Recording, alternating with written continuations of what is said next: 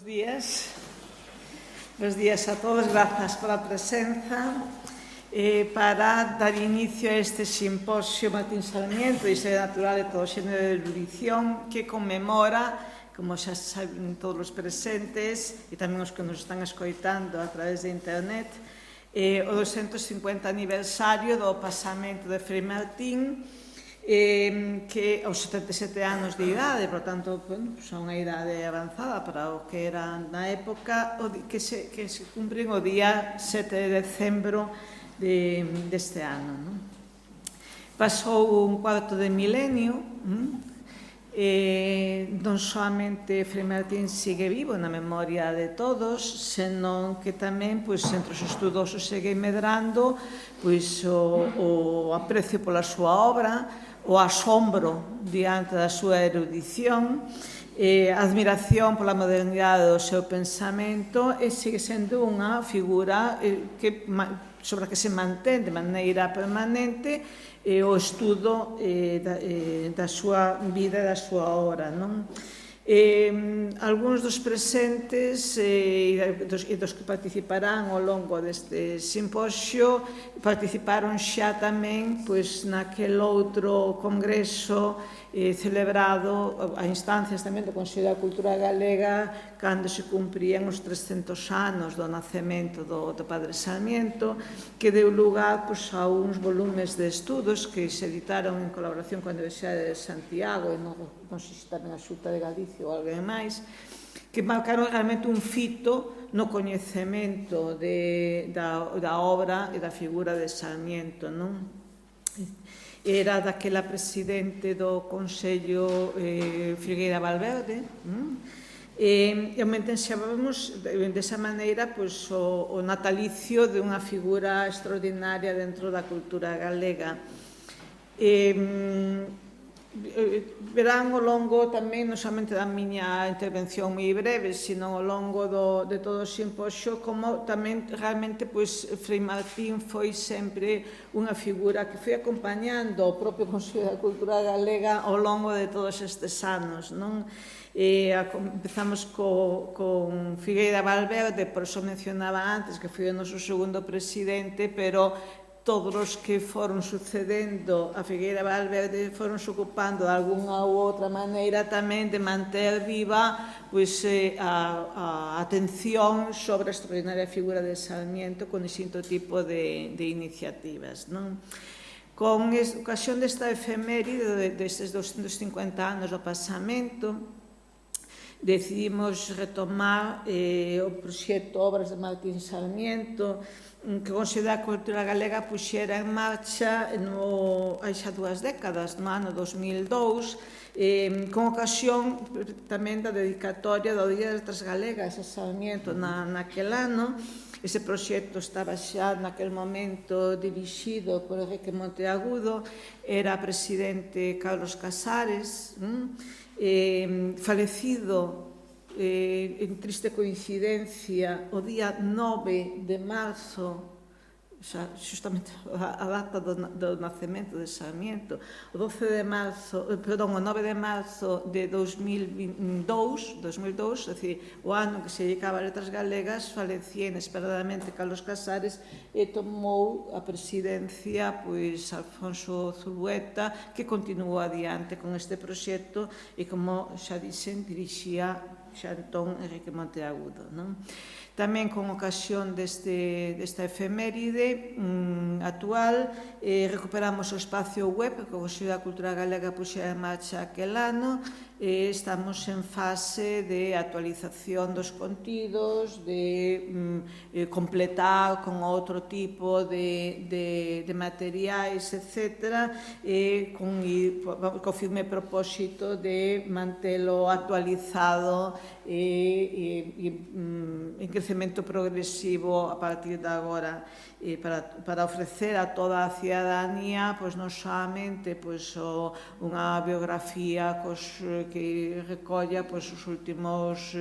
estudos realizados, senón tamén as edicións de obras, os materiais que se poden disponibilizar en aberto, correspondencia, etc. Completamos a obra de 660 pregos, dirán que non era sin tempo, porque xa se comenzaba daquela, hai 20 anos,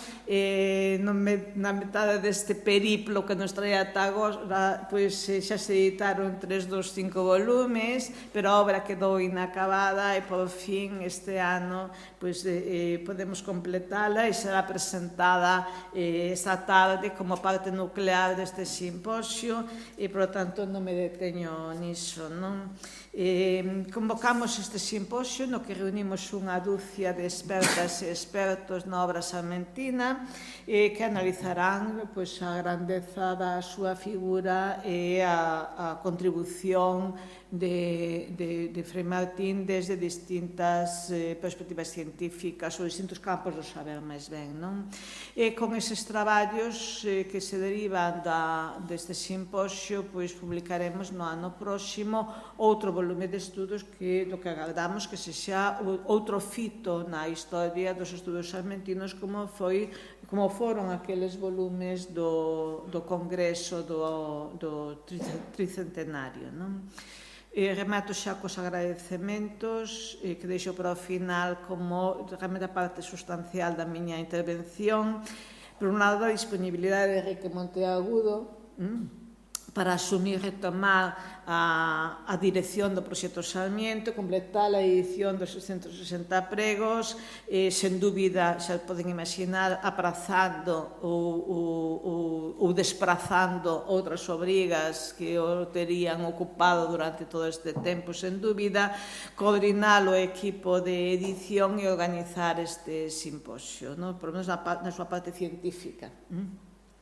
Grazas tamén a todo o equipo de edición e aos responsables da publicación, tanto os que ocupan, digamos, a parte técnica ou científica como as institucións que o fan posible, non?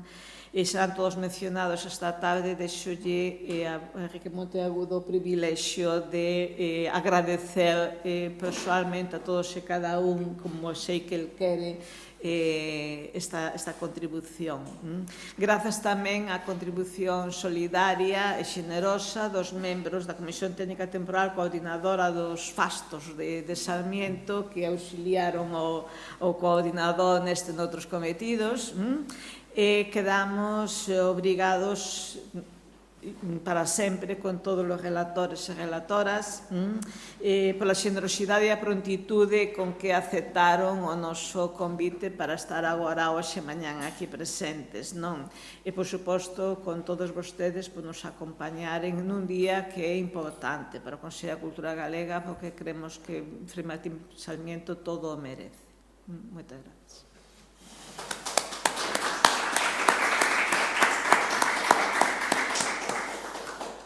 Bo día,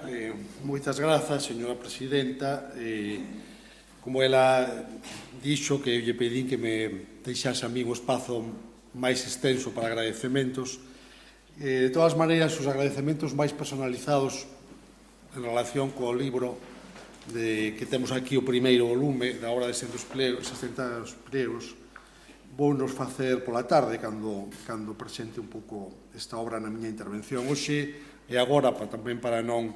prolongar a introducción,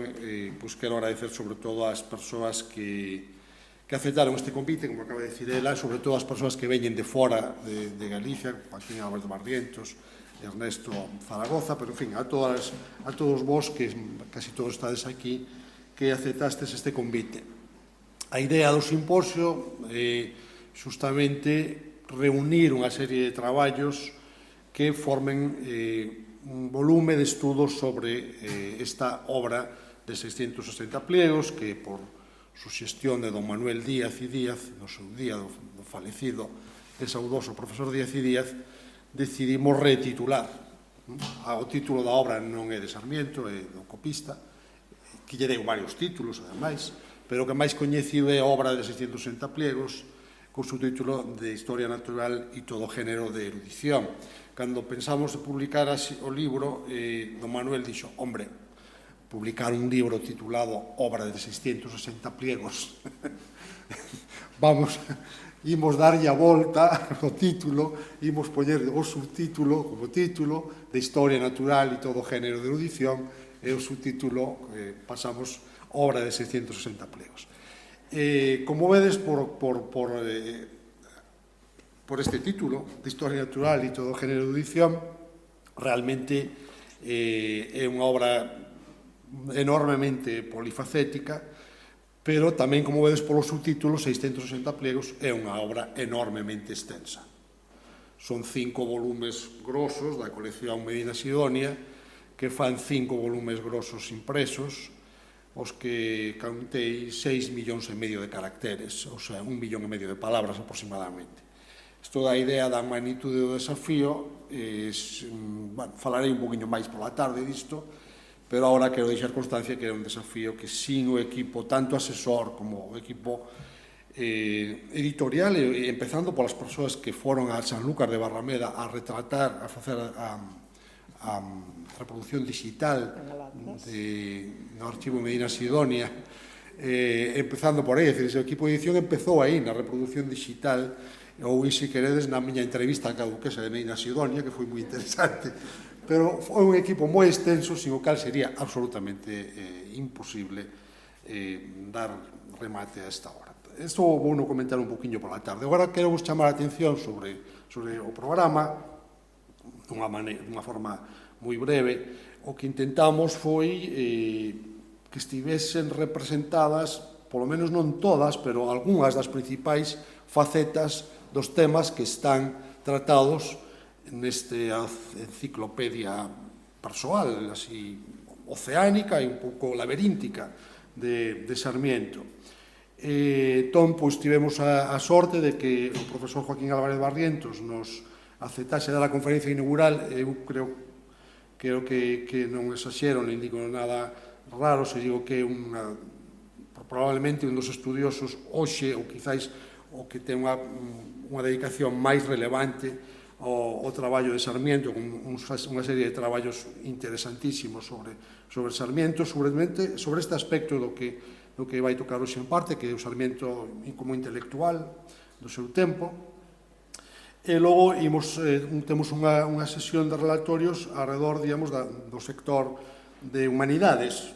desta obra, con Concepción Varela, que tamén é profesora de biblioteconomía, que foi bibliotecaria, e que pescudou neste aspecto tan interesante que é a recepción da obra de Sarmiento en Europa nos séculos XVIII